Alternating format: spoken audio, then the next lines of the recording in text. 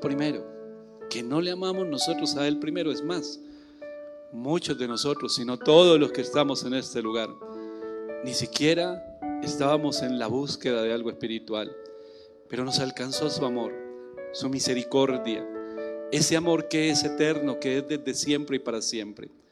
Y cuando nos alcanzó ese amor y esa misericordia, pudimos entender que en nuestra vida hay un plan y propósito, que fuimos creados por Dios para cumplir una tarea aquí en esta tierra, en un mundo caído, y que Él nos da la fortaleza y nos guía de acuerdo a su palabra para vivir siempre en victoria.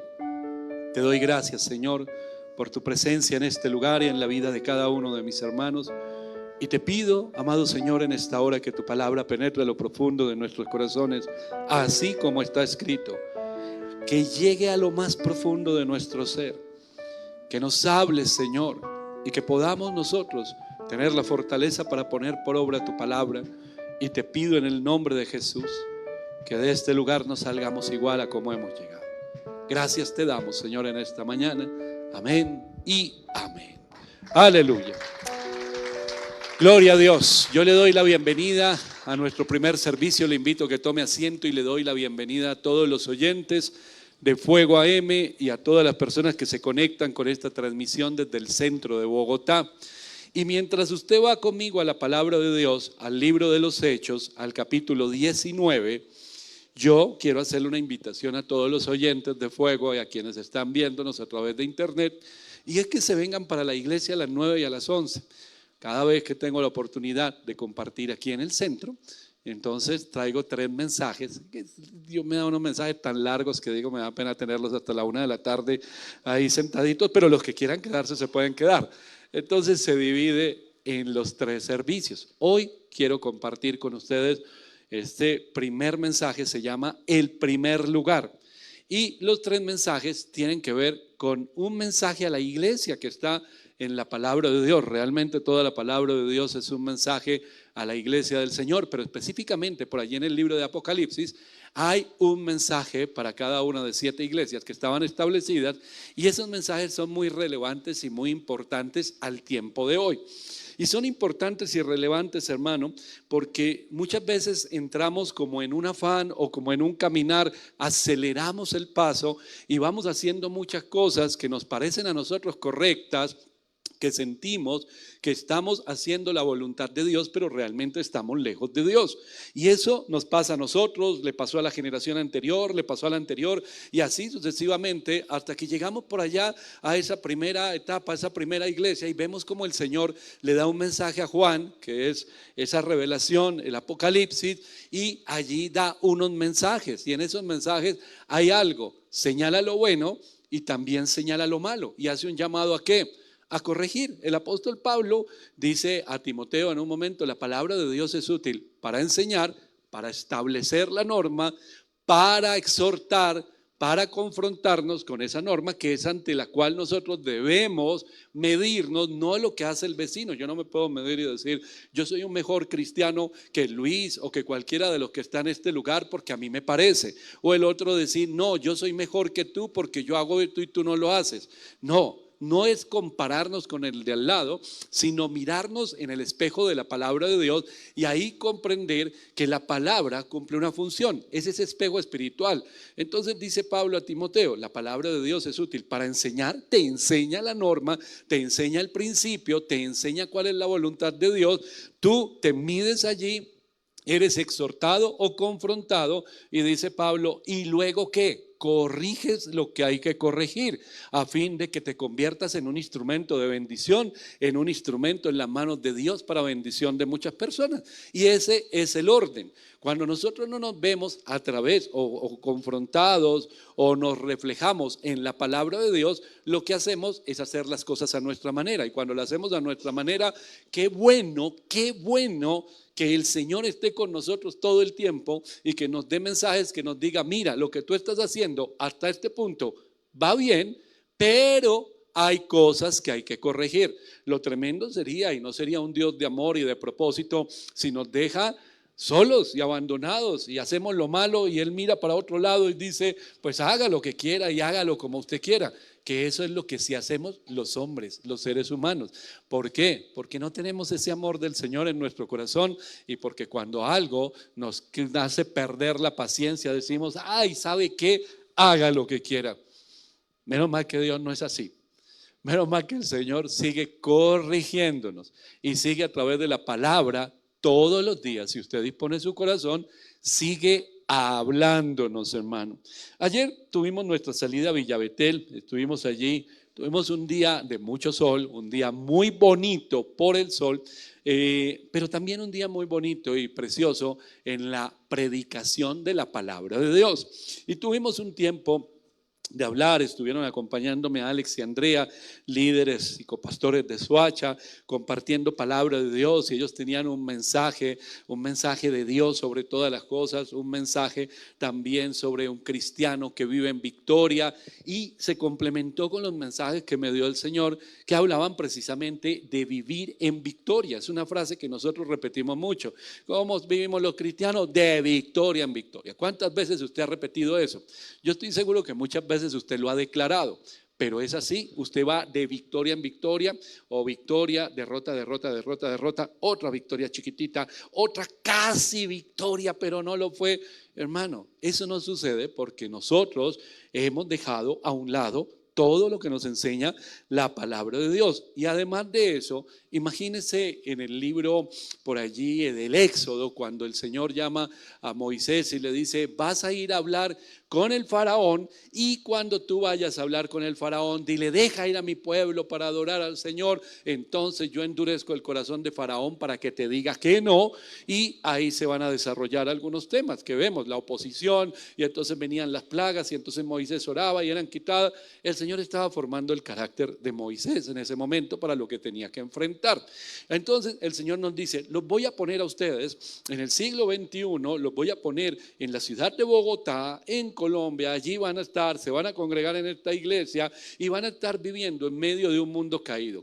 Yo les doy todo lo que necesitan para que ustedes vivan en victoria a través de mi palabra y mi presencia. Pero no es que ustedes van a vivir en un parque de diversiones. ¿Por qué? Porque hay una fuerza que se va a oponer a que ustedes vivan en esa victoria.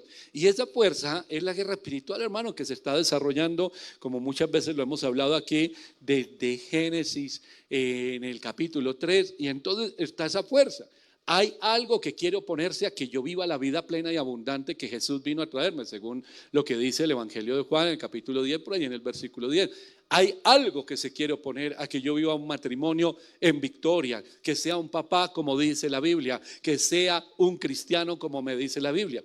Y ese algo que se opone, esa fuerza que está allí, que se opone a que yo viva en victoria, quiere oprimirme, quiere destruir los planes de Dios en mi vida y quiere llevarme a la derrota y a la frustración. Ayer le decía a los hermanos, ¿hay cristianos que puedan vivir en derrota? Sí, hermano, hay muchísimos cristianos que viven en derrota. Creen en Jesucristo como su Salvador, mas no como su Señor. Siguen haciendo las cosas a su manera y siguen viviendo en derrota. Y les explicaba ayer a los hermanos allí en Villabetel, eso es como cuando una persona está casada. Los que aquí somos casados, usted fue a una notaría y hizo un matrimonio. Legalmente usted está casado, hay un documento. Entonces, cuando le preguntan a usted su estado civil, ¿qué dice? Casado, estado civil, casado. No es unión libre, no es soltero, nada de eso. Está casado. Hay un papel que dice que su estado civil es casado. Pero ¿vive un matrimonio genuino? Porque pueden vivir como perros y gatos, como dicen, peleando todo el día, indiferentes, sin hablar, cada uno por su lado. Entonces, hay un documento que dice legalmente están casados, pero no viven un matrimonio. Y así sucede con muchas personas, con mucha parte del pueblo cristiano. Y es, yo vivo en libertad, pero realmente no vivo esa libertad. Está solo en mi boca. ¿Por qué? Porque nuestro estado espiritual es libres. Pero muchas personas deciden seguir un camino de la carne y están atados, mi hermano. Ahora vamos a hablar allí en Hechos 19 de una iglesia que fue fundada. Allí llega el apóstol Pablo en Hechos 19. Juan había estado en ese lugar, predicando y le voy a decir el contexto antes de entrar al mensaje en Apocalipsis. Y vamos a hablar de la iglesia de Éfeso. Dice la palabra de Dios en Hechos 19, en el versículo 1. Aconteció que entre tanto que Apolos estaba en Corinto, Pablo, después de recorrer las regiones superiores, vino a Éfeso y hallando a ciertos discípulos les dijo: ¿recibisteis el Espíritu Santo cuando creísteis? Y ellos le dijeron: ni siquiera hemos oído si hay Espíritu Santo. Entonces dijo: ¿en qué pues fuisteis bautizados? Ellos dijeron: en el bautismo de Juan. Dijo Pablo: Juan bautizó con bautismo de arrepentimiento, diciendo al pueblo que creyese en aquel que vendría después de él, esto es, en Jesús el Cristo. Y cuando oyeron esto, fueron bautizados en el nombre del Señor Jesús. Y habiéndoles impuesto Pablo las manos, vino sobre ellos el Espíritu Santo, y hablaban en lenguas y profetizaban, y eran por todos unos 12 hombres. Y entrando Pablo en la sinagoga, habló con denuedo por espacio de 3 meses, discutiendo y persuadiendo acerca del reino de Dios. Pero endureciéndose algunos y no creyendo, maldiciendo el camino delante de la multitud, se apartó Pablo de ellos y separó a los discípulos, discutiendo cada día en la escuela de uno llamado Tirano. Así continuó por espacio de 2 años, de manera que todos los que habitaban en Asia, judíos y griegos, oyeron la palabra del Señor Jesús. Había personas que creían, sí, Juan el Bautista los había bautizado, se habían arrepentido, pero ellos todavía no habían recibido el mensaje del evangelio como tal para creer en Jesucristo como Señor y Salvador. Esa fue la tarea del apóstol Pablo. Ahora, usted ha leído la carta a los Efesios, hermano, y él habla allí a la iglesia que estaba estableciendo aquí en Hechos 19. Pero nosotros debemos mirar el contexto. Es muy diferente el contexto. Ayer, cuando salía de San Antonio del Tequendama con mi hija, mirábamos en el camino y hablábamos de la vida rural, de la vida en el campo, de la vida tan tranquila que se vive en una montaña como esta, hermano, y en la vía, y las personas que se dedican a unas actividades, y la diferencia cuando uno llega a la Gran Vía, que así se llama. Cuando uno llega a la Gran Vía ya empieza a ver otra cosa, y en unos cuantos minutos está uno en la gran urbe, en Bogotá, en el trancón, en el ruido, en los afanes, en una cantidad de cosas. Hay contextos diferentes, nada más a unos cuantos minutos de Bogotá. Hay contextos diferentes, hay entornos diferentes.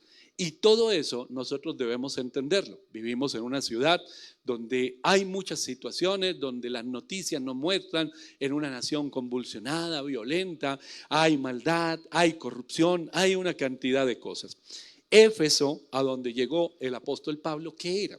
¿Conoce usted o ha leído sobre Éfeso? ¿Cuál era el contexto? ¿Qué era lo que había allí en esa ciudad, hermano? Esa ciudad era un centro turístico, era un centro donde venían muchas personas. Aquí Pablo habla de todos, era una ciudad importante, muy importante, y podríamos decir la principal ciudad de Asia Menor, hermano. Y esa ciudad tenía un comercio muy fuerte, una cultura, era centro de cultura, era centro de moda, era centro de comercio, y resulta que allí en medio de todo eso se levantaba uno de los templos más importantes de ese tiempo, el templo de la diosa Diana. Entonces se levantaba ese templo en medio de todo eso, y todas las personas que confluían ahí estaban en la idolatría. ¿Qué ofrecía esa idolatría o ese templo o esa creencia? ¿Qué era lo que ofrecía? Mi hermano, Diana, en ese gran templo, ella era la diosa de la fertilidad, ella era la diosa de la salud, de la riqueza, de la casa, era la hermana gemela de Apolo. Entonces le endilgaban o decían, entonces hay sanidad, hay riquezas, hay poder. Dice en ese tiempo, cuando usted mira a muchos pueblos que creían en la idolatría, tenía que ver todo esto con la fertilidad, porque ellos vivían del tema de la tierra. Entonces, que la tierra fuera fértil y todo eso. En otras palabras, todo confluía en que sería una locura no creer en Diana, hermano. Sería una locura, porque para todo, salud, como dicen por ahí los brujos, ¿no? Bueno, y algunos aparentes cristianos. Salud, dinero y amor. Lo tenía todo, absolutamente. Y eso era lo que se movía. Ella era el centro de la adoración, ese templo era el centro del peregrinaje. La gente venía de muchos lugares, de otras naciones aún, venían a ese lugar a adorar.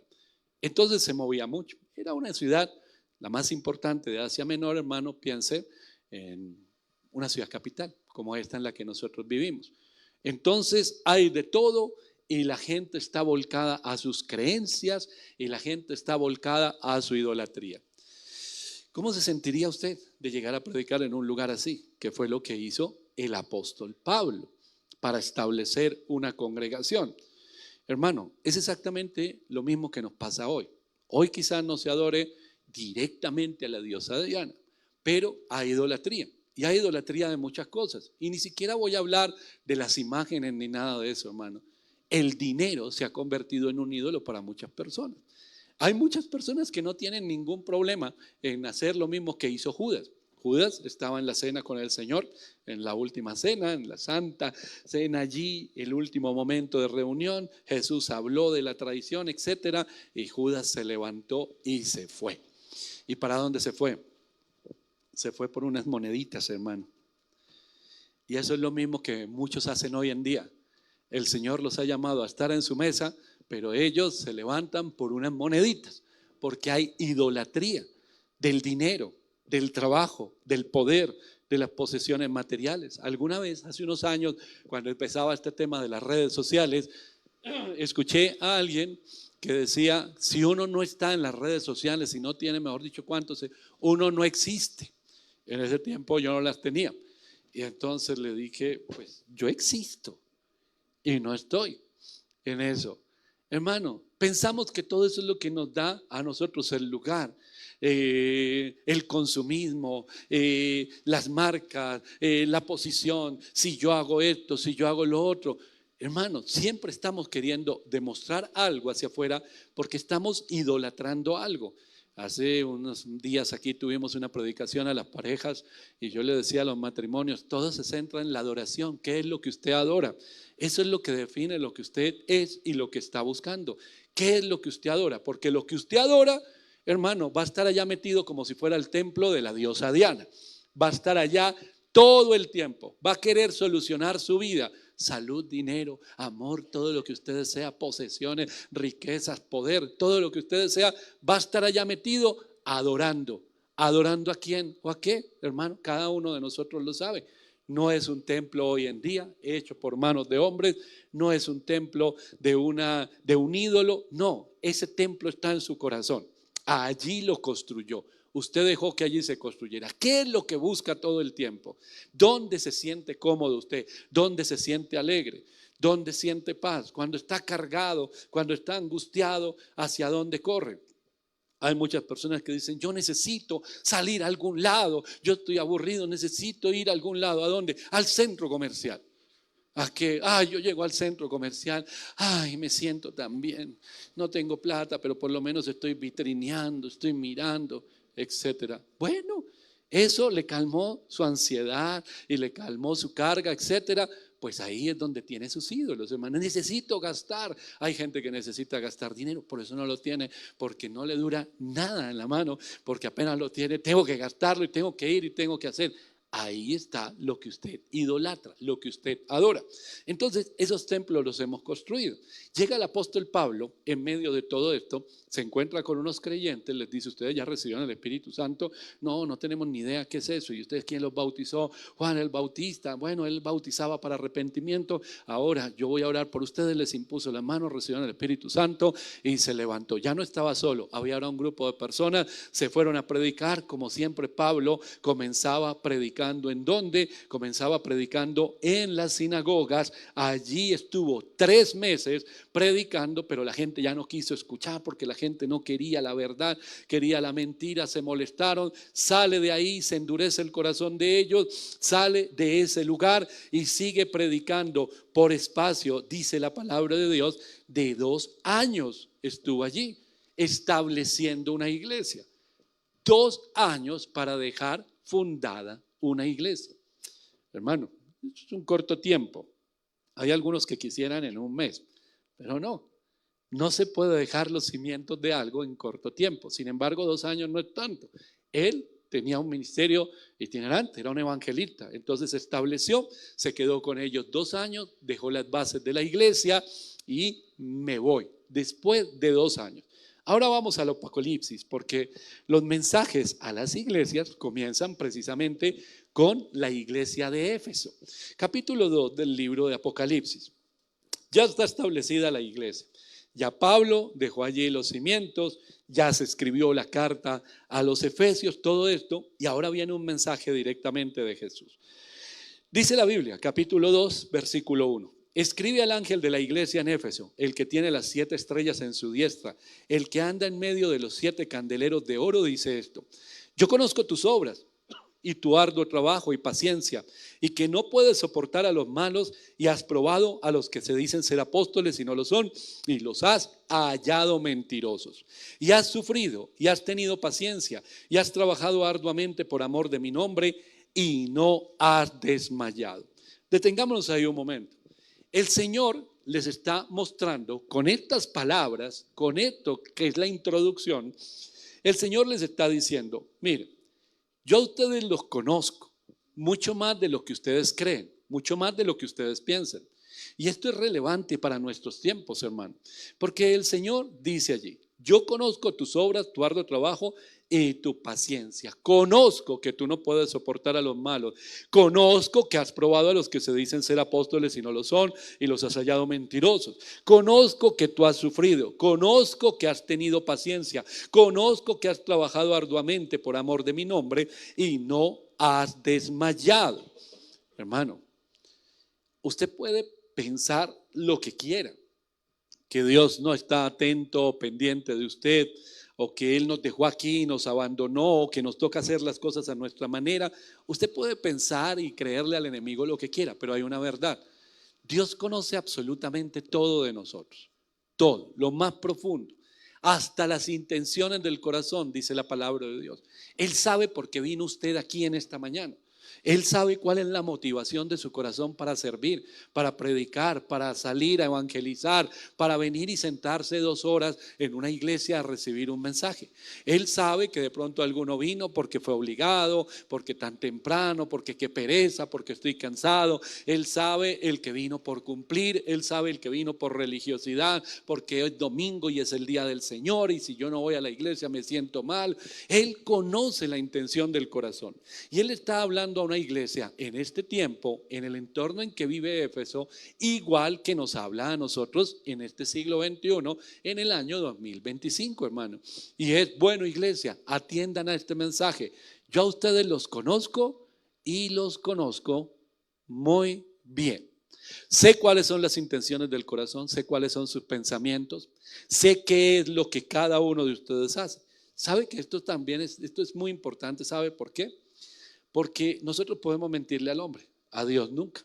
Lo dice Pablo en la carta a los Gálatas. No se engañen a ustedes mismos. Nadie puede engañar al Señor. Cada uno va a recoger lo que va a sembrar. Yo puedo presentarme delante de los hombres y pretender ser espiritual, o puedo presentarme delante de los hombres y pretender ser una persona obediente. Hermano Luis, y yo he escuchado esto muchas veces: hermano Luis, yo voy a trabajar con usted, usted es el líder de jóvenes, está ahí en consolidación y yo hago parte de su equipo de trabajo. Hermano Luis, usted simplemente ordene, que yo lo único que sé es obedecer. Yo he escuchado esa frase. La primera vez que la oí, yo le dije: no le creo. Usted diga lo que hay que hacer, ordene, porque yo lo único que sé es obedecer. Pero por dentro digo: lo que diga el Señor me resbala, yo vine a hacer lo que yo quiero. Entonces, ¿yo a Él lo puedo engañar? Sí, partamos de la buena fe, somos cristianos. ¿Quién va a pensar que aquí vamos a estar con mentiras, cierto? Y entonces Él me cree. Él me cree, pero en el momento que Él dice: bueno, hermano Diego, vamos a hacer esto, yo le digo: claro que sí, pero apenas Él da la espalda, yo voy y hago lo que yo quiero. Cuando me dicen no vaya, voy. Cuando me dicen vaya, no voy. Cuando me dicen levántese, me siento. Cuando me dicen siéntese, me levanto. Porque me gusta llevar la contraria, porque así soy yo. Porque me gusta, porque yo no me voy a humillar delante de nadie, etcétera. Pero ¿qué le dije a Él? Lo que usted ordene, yo lo hago. Pero el Señor conoce la intención de mi corazón. Luis no. Él no puede mirar a lo profundo. O sea, el Señor le da discernimiento. Pero conocerme como me conoce el Señor, no. El Señor nos conoce a nosotros. Y es lo que está diciendo en estos primeros versículos. Yo los conozco. Ahora, se los voy a volver a leer estos primeros 3 versículos, porque hermano, siendo pastor y siendo parte de la iglesia, uno escucha esto y podría pensar uno, hoy los mensajes a las iglesias comienzan con esta iglesia y es como la iglesia modelo. Yo conozco tus obras. Yo sé cuánto oras por esos jóvenes, Luis. Yo sé cuánto oras, Rodolfo, por esas personas de allá de la fundación. Yo conozco cómo tú preparas las clases, Astrid. Yo conozco las noches en que tú estás orando, preparando una clase. Hermano, uno empieza a escuchar esto y empieza a sacar pecho, hermano. Ay, amén, no, sí, Señor. Gracias, yo todo lo hago para ti. Conozco tus obras, tu arduo trabajo. Uy, sí. Parece que otros no se dieran cuenta, pero esto es pesado, pero esto es duro. Estamos haciendo muchas cosas al tiempo. Yo conozco que tú no sabes, no puedes soportar a los malos. Amén. Así soy yo, de una sola pieza. Gloria a Dios. Que tú has probado a los que se dicen ser apóstoles y no lo son, y los has hallado mentirosos. Sí, porque yo conozco Biblia y conozco doctrina. Más, Dios, dime más cosas bonitas. Y se las dice, hermano, que has sufrido. Ay, Señor, sí, menos mal que tú te das cuenta, porque el pastor parece que no viera y los hermanos no ven nada de lo que uno sufre. Que has tenido paciencia, sí, también. Que has trabajado arduamente por amor de mi nombre y no has desmayado. Hermano, el que recibe esas palabras ya está al frente diciendo, denme el diploma, denme la medalla del cristiano del año. Porque el Señor está hablando y está diciendo, yo conozco todas estas cosas, y esto parecería que es la iglesia modelo, hermano. Con esas palabras, esa sería la iglesia número 1, la iglesia modelo. Le escuché a un pastor en un mensaje que tiene que ver con este, dice, piense en nuestros tiempos que esa sería la iglesia de millones de vistas y que esa sería la iglesia de más gente allá reuniéndose, la mega iglesia que tiene millones y millones de seguidores en el mundo. Más o menos hasta ahí vamos con esa visión. Pero resulta que el Señor dice en el versículo 4, pero tengo contra ti, tremendo esto, que has dejado tu primer amor. En otras palabras, todo lo que estás haciendo, no lo estás haciendo con la motivación correcta. Porque dejar el primer amor, y muchas personas se preguntan cuál es el primer amor, hermano. El primer amor es cuando yo empecé a ir a la iglesia y entonces servía y oraba y estaba siempre allí involucrado en las cosas. Puede que sí o puede que no, porque puede que usted hiciera muchas cosas también con una motivación equivocada, que hoy no hace las mismas, pero la motivación es igual, errada. Ese primer amor es cuando usted reconoce, hermano, que usted fue salvado por el Señor. Es decir, que usted sin Él no tenía expectativa, cero expectativa de salir adelante, de levantarse, de vivir en victoria, hermano. Cuando usted entiende qué significa el regalo maravilloso que usted ha recibido y usted es lleno de la presencia, del amor del Señor, y entiende que a pesar de sus errores, el Señor lo amó. Y cuando usted recibe el amor del Señor, hermano, ahí entiende que es ser amado. Hay muchas personas que llevan años asistiendo a iglesias cristianas y no saben qué es ser amados, porque no han aceptado el amor de Dios. Y por eso hay un ejército de personas todavía buscando amor en sus ídolos. Sentirme lleno, sentirme aceptado. Hay gente que quiere ser aceptado con un título o con una posición social. A ese le falta ser lleno del amor de Dios, porque ha levantado ídolos pretendiendo que esos ídolos le den lo que solamente el Señor le puede dar. Entonces lo que dice el Señor en esta gente es, has trabajado arduamente, has sufrido, pesas, disciernes quiénes son y quiénes no son, has hecho muchas obras, un arduo trabajo, pero todo eso es con la motivación equivocada. En otras palabras, cuando habla la Biblia de llevar las obras al fuego, hay un momento en que dice que hay unas que son solo humo, así de sencillo. Y si se pusiera en el fuego todo lo que usted ha hecho, al principio ya estábamos en primera fila diciendo me van a dar el diploma al cristiano del año, me van a dar la medalla al cristiano del año, pero ahora lo que el Señor dice, pero tengo contra ti que tú estás haciendo muchas cosas, en otras palabras, pero yo no soy el centro. ¿Cómo podemos estar predicando, sirviendo en la iglesia? ¿Cómo podemos estar evangelizando y el Señor no ser el centro? ¿Se puede? Claro que sí. Y la mayoría de las personas lo hacen. Se nos convierte en algo mecánico.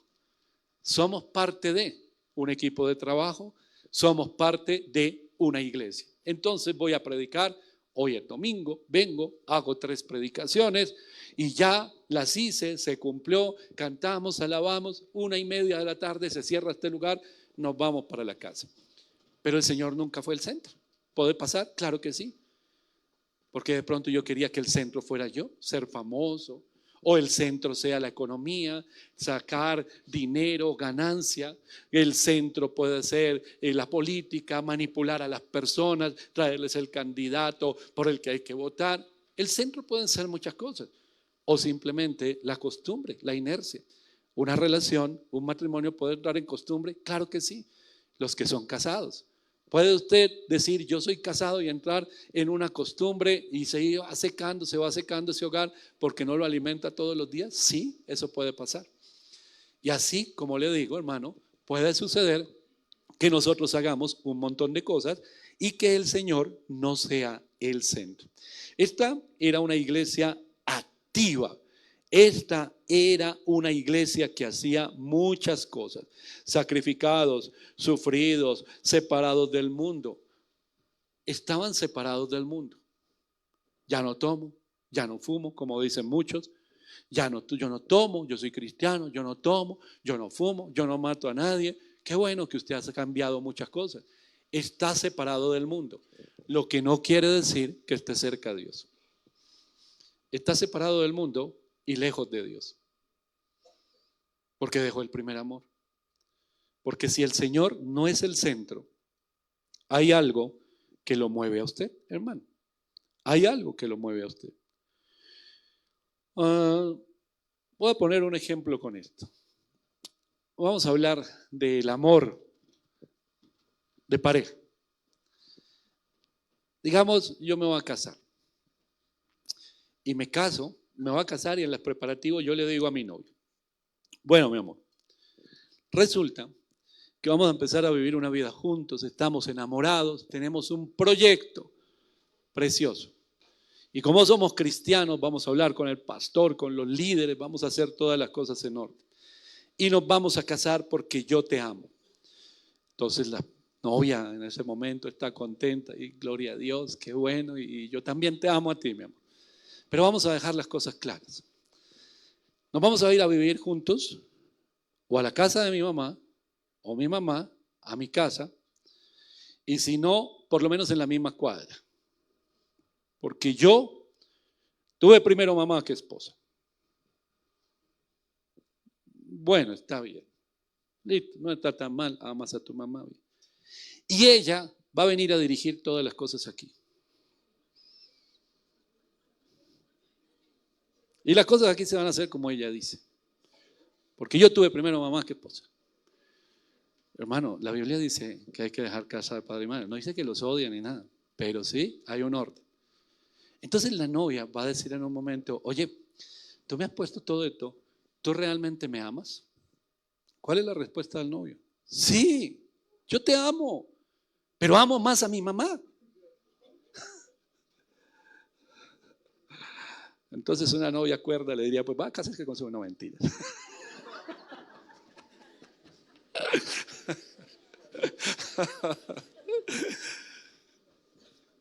No, pero entonces ¿para qué nos vamos a casar? Si hay algo que tú amas más. Bueno, puse el ejemplo porque se da mucho. Pero ¿qué tal sea el dinero o el trabajo? Casémonos. Pero yo nunca voy a estar en la casa. Porque yo trabajo 20 horas al día y me la paso viajando y cuando esté aquí lo único que quiero es ver televisión y dormir. ¿Y entonces para qué nos casamos? ¿Cuál es el propósito de casarnos? No, yo te amo a ti, pero amo más el dinero. Te amo a ti, pero amo más el trabajo. Hermano, en donde está el centro de nuestra adoración es en nuestro ídolo. Es lo mismo que le decimos al Señor.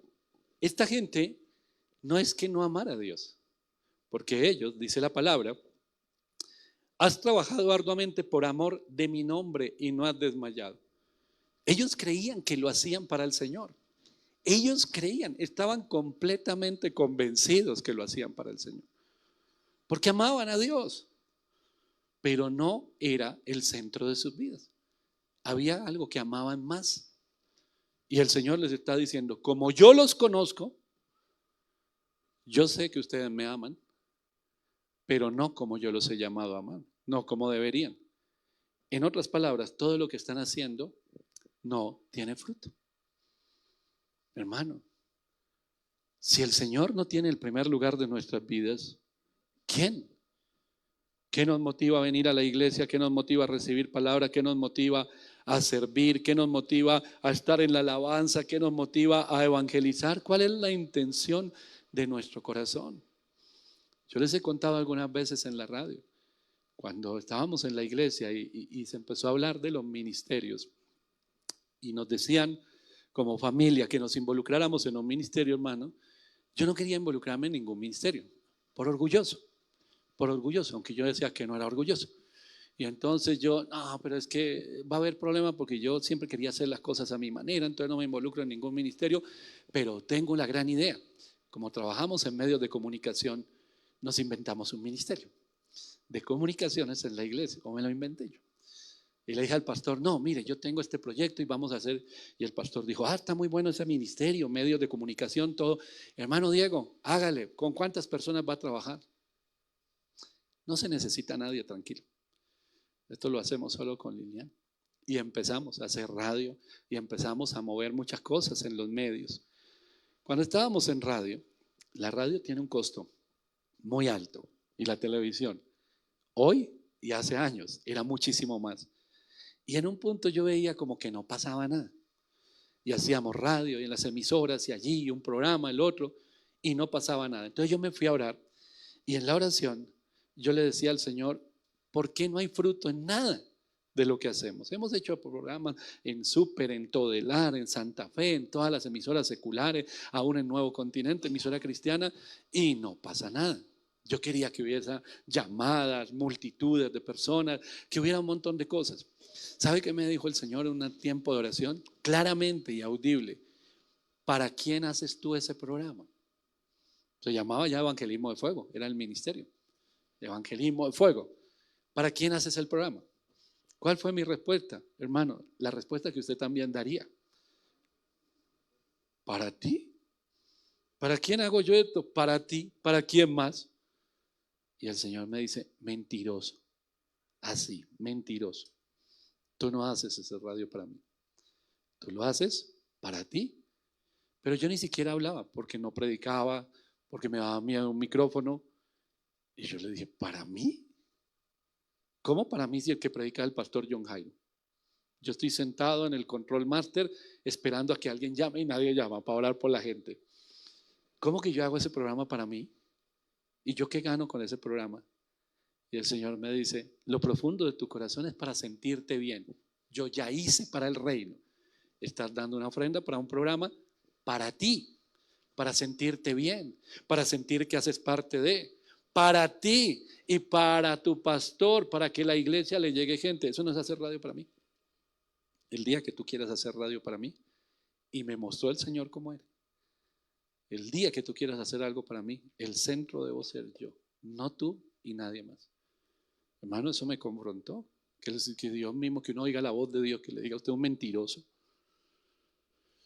Yo le hago esa pregunta. No soy Dios, pero se la dejo ahí en el corazón. ¿Para qué hace usted las cosas que hace? Su respuesta va a ser la misma. Para ti, Señor. Y entonces quizás a algunos el Señor les diga, mentiroso. No lo haces para mí, lo haces para ti. Y era lo que le ocurría a esta gente. Arduo trabajo, activismo, mucha actividad, muchas cosas se estaban moviendo, corrían de un lugar a otro. Pero el Señor no era el centro. ¿Y cómo se sabe si el Señor es el centro o no es el centro, hermano? En todo el libro de Apocalipsis, usted lo puede ver.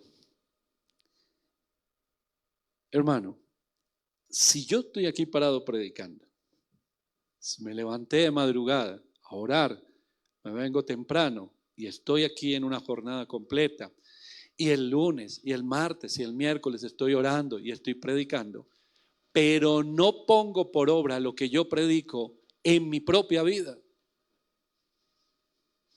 pues realmente soy un mentiroso, hermano, ¿verdad?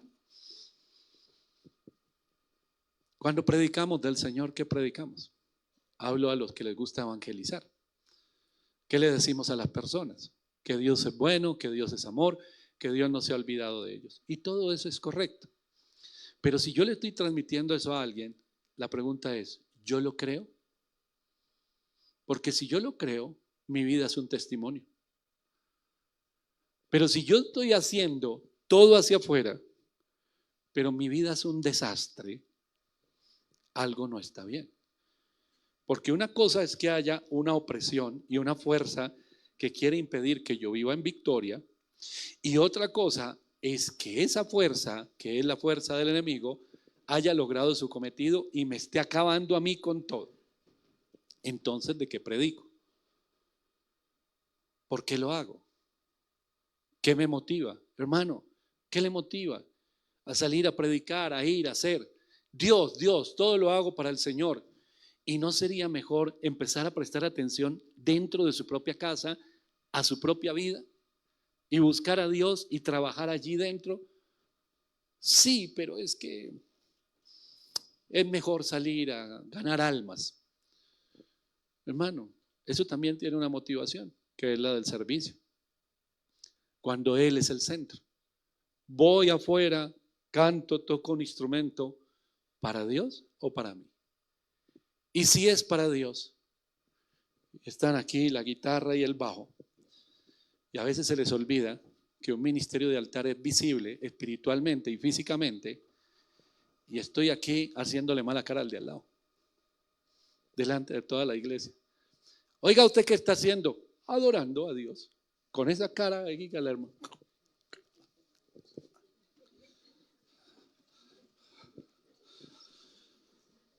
Ah, qué adoración tan bonita, no la conocía. Ay, ¿para quién lo está haciendo? No, es que ese no sabe.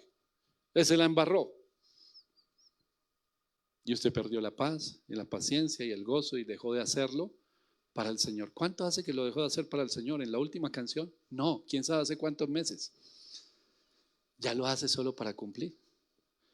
Tocó, venga, tan, todo cumplimos y nos fuimos contentos para la casa. Y esa fuerza del enemigo sigue destruyendo, sigue destruyendo, sigue destruyendo. Entonces llegamos nosotros aquí a las 6 de la mañana al devocional de los equipos de trabajo muy temprano, ahora en el centro comercial, todos venimos recién bañaditos, recién peinados, todos eleganticos, se nos presenta, tenemos por delante unas cuantas horas, una jornada larga, todo está muy bonito y entramos todos en victoria y el diablo muerto de la risa nos ves arrastrándonos. ¿Por qué? Porque hacemos muchas cosas, pero Él no es el centro. Si Él no es el centro, si Él no tiene el primer lugar, hermano, es mejor no engañarnos a nosotros mismos. Vuelvo a Pablo en Gálatas. No se engañen. Si Él no es el primer lugar de su vida, Él no está pidiendo, ámame un poquitito. Él está diciendo con toda tu mente, con todo tu corazón, con todas tus fuerzas. Con todo es, con todo. Sigue diciendo el versículo 5. Nos da, por eso le decía hace un momento, hermano, uno debe sentirse muy amado en que el Señor le diga, estás mal en esto, o como me dijo a mí ese día, mentiroso. El día que tú hagas radio para mí, lo vas a hacer con estas características. De resto no es para mí. Tú decides si la haces para ti o para mí. Yo tomé la decisión de hacerla para Él. Pero si Él no me hubiera enseñado y me hubiera dejado en mi ignorancia, y me hubiera dejado en mi mentira, y me hubiera dejado pensando que yo hacía las cosas para Él, pues nunca hubiera visto fruto, hermano. Pero cuando viene la corrección del Señor, cuando viene el Señor, nos exhorta y nos dice, mira, hay un camino que está abierto, simplemente obedece. Pues hermano, no hay que pensarlo dos veces, hay que obedecer. Dice la palabra de Dios, versículo 5. Recuerda, por tanto, de dónde has caído y arrepiéntete y haz las primeras obras, pues si no, vendré pronto a ti y quitaré tu candelero de su lugar si no te hubieses arrepentido. 1, recuerda el comienzo. 2, arrepiéntete de tu mal camino. 3, haz de nuevo las primeras obras. 4, recibe la respuesta de parte de Dios. Así de sencillo, hermano. Así de sencillo. El que tiene oídos para oír, dice el versículo 7, oiga lo que el Espíritu dice a las iglesias. Al que venciere, le daré de comer del árbol de la vida, el cual está en medio del paraíso de Dios. Hermano, yo no puedo llegar con una hoja de vida repleta de las cosas. Y aquí hay muchos frentes que se viven. Están las iglesias, está el colegio, la emisora, los programas de televisión, la fundación, el evangelismo, el ministerio carcelario, hay muchas cosas. Y todavía falta muchas más por hacer. Y decirle, Señor, mira todo lo que hacemos. ¿Él es el centro de todo eso? Si no lo es, estamos perdiendo tiempo y dinero y fuerzas. Entonces el Señor nos exhorta, nos muestra a cada uno de nosotros como iglesia y nos dice, si tú estás haciendo mucho, pero yo no soy lo primero, no me interesa lo que hagas. Cada uno de nosotros, Gloria va al ministerio carcelario. Y voy todos los días y estoy allá y soy sufrido y hago y todas las cosas que se presentan. Pero si tiene un corazón orgulloso y altivo, no está haciendo nada. Pero si Jesús no es el centro, sino Gloria, no está haciendo nada. Si Gloria dice, es que yo hago las cosas a mi manera, no a la manera que Dios dice. Entonces el Señor dice, pues así me nombre por allá, no está haciendo nada. Pero nos llama a algo y nos dice, recuerde en qué momento usted quitó la mirada y la puso en otro lugar. ¿En qué momento fue eso? Porque estoy seguro que cuando empezó, su motivación era servir a Dios. Para quienes lideran y para quienes están muy involucrados en la obra, hay una línea muy delgadita, invisible, en que pasa de ser la motivación correcta a la incorrecta y se convierte en una costumbre. Ya sabemos mecánicamente todo lo que hay que hacer. Entonces hagámoslo.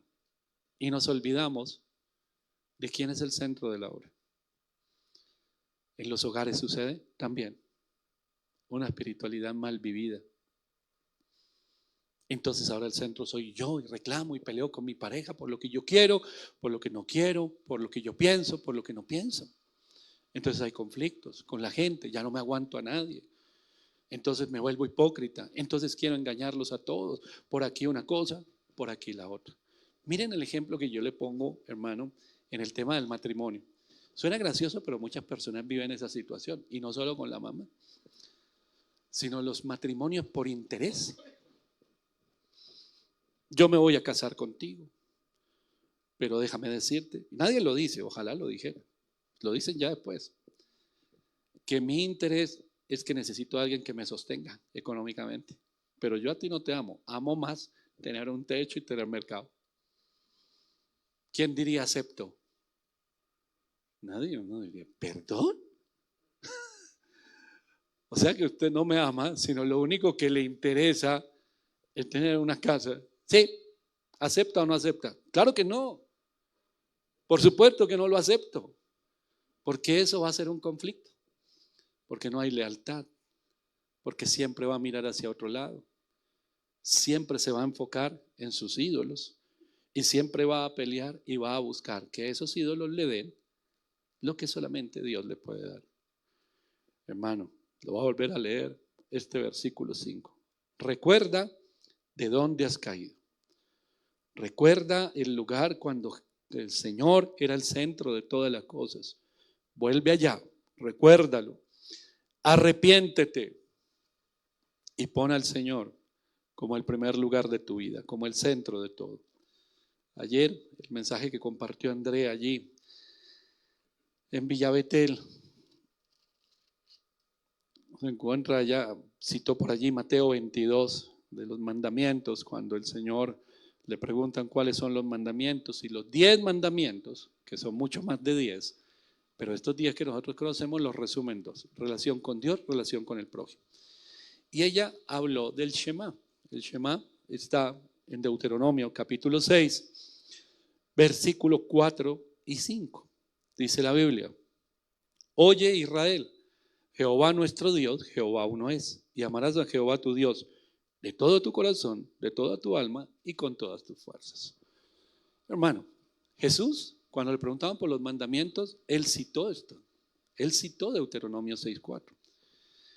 Para quienes conocen el pueblo judío, esta es la base más importante que tienen en su vida. Por encima de mí, Dios. Y por encima de Dios, nadie. Nada. Ni el dinero, ni el éxito, ni el poder, nada.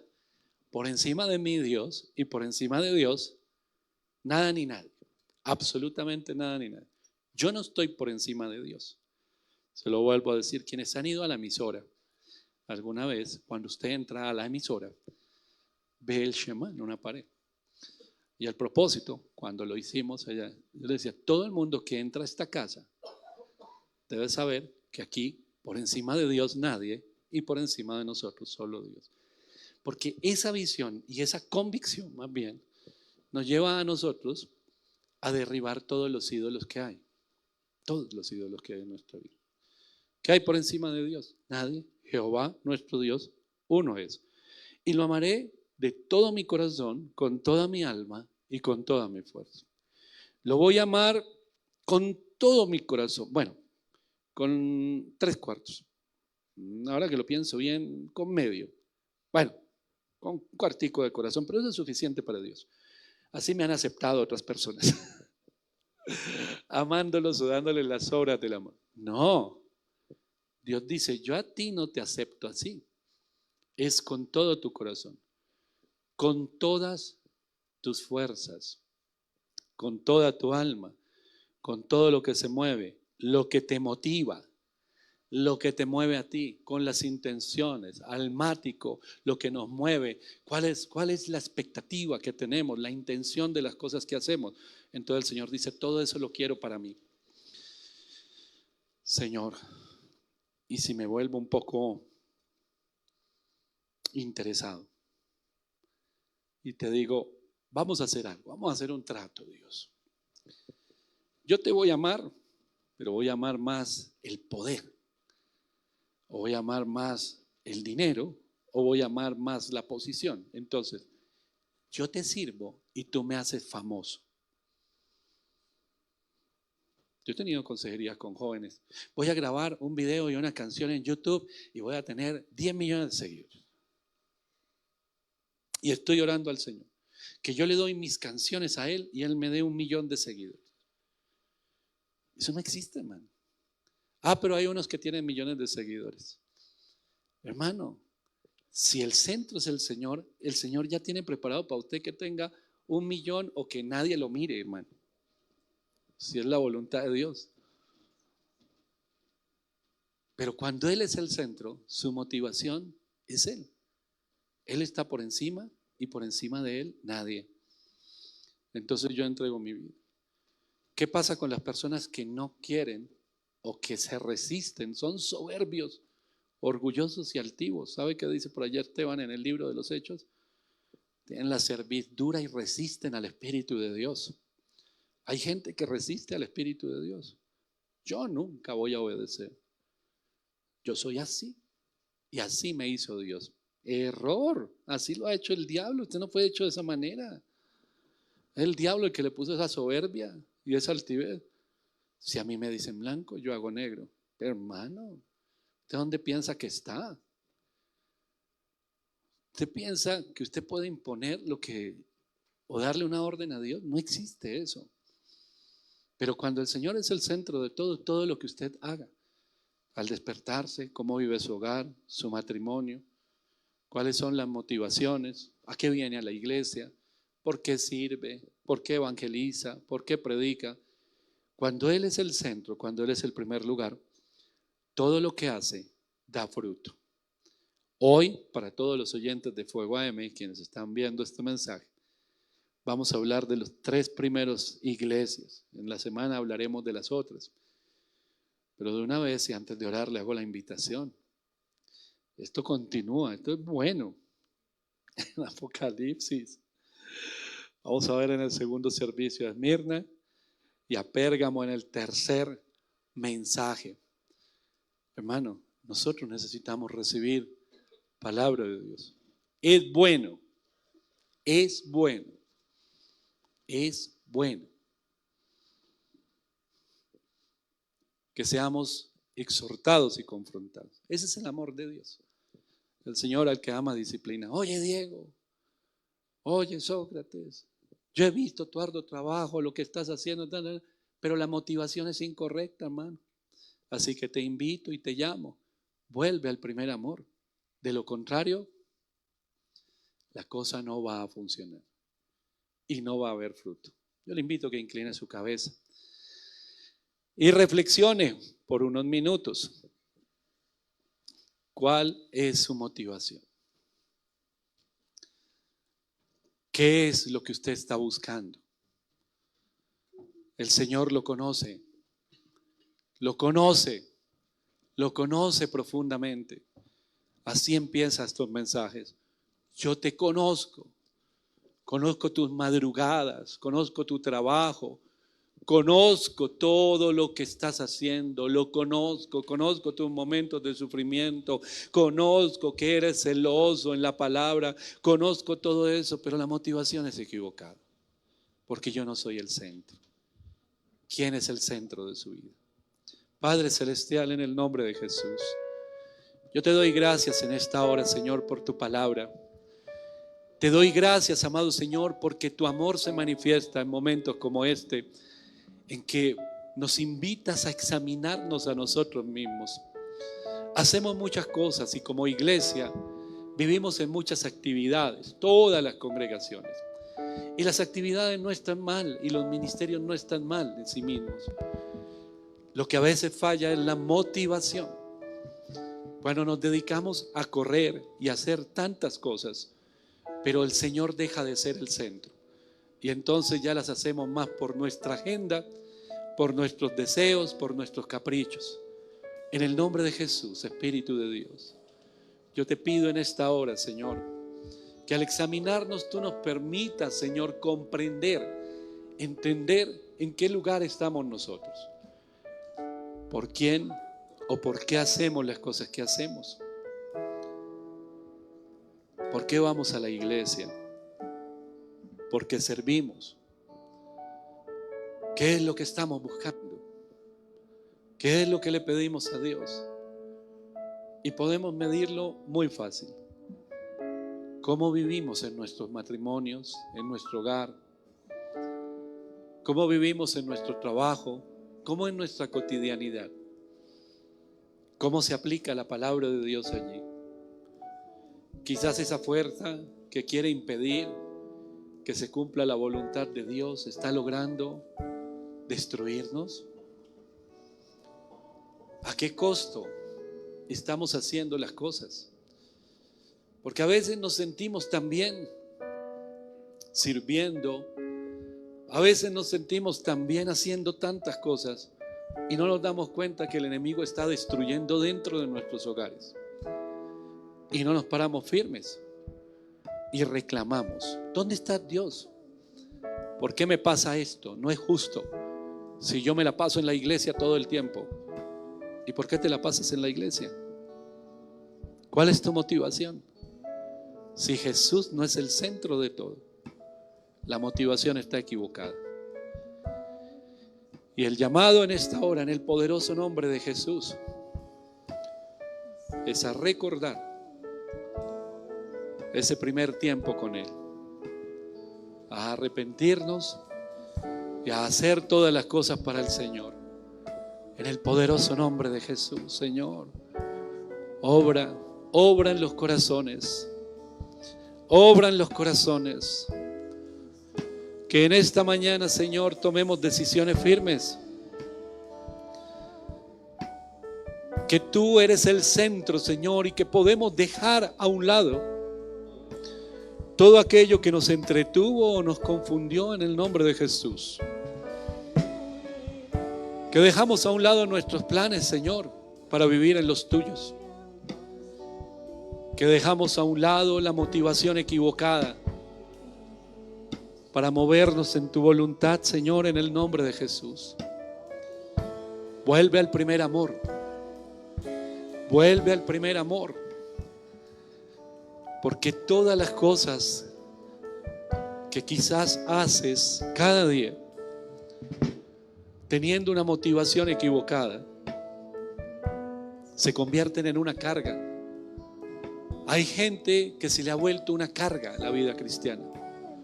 Una carga a la iglesia, una carga a responder por el ministerio, una carga.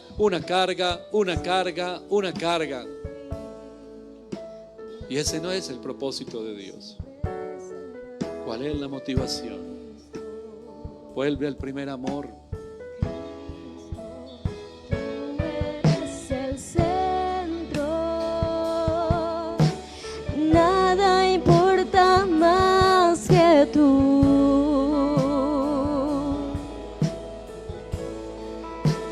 Todo el universo gira en pos de ti, Jesús, de ti, Jesús. Tú eres el centro, nada importa más que tú.